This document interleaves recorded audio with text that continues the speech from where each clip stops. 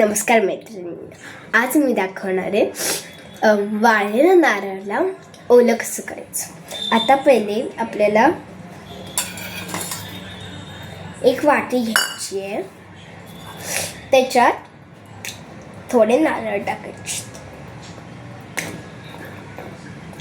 नारळ टाकून झाल्यावर आपल्याला पाणी घ्यायचं, पाणी टाकायचं, थोडंसंच टाकायचं आणि मग आपल्याला एक चमचा घ्यायचा आहे, एक चमचा.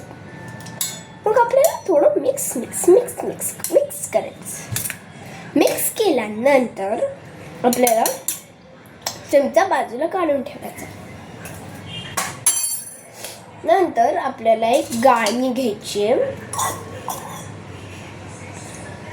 आणि हे घ्यायचं. मग आपल्याला पाणी टाकायचं याच्यात.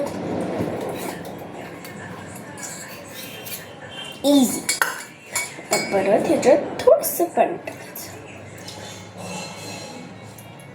टाकलं. मग आपल्याला एक वाटी घ्यायची आहे, त्याच्यात सगळे नारळ टाकायचे. फक्त एक नारळ. हा आहे आपला एक नारळ. आणि त्याच्यानंतर असं करून टेस्ट कर, मस्त लागेल.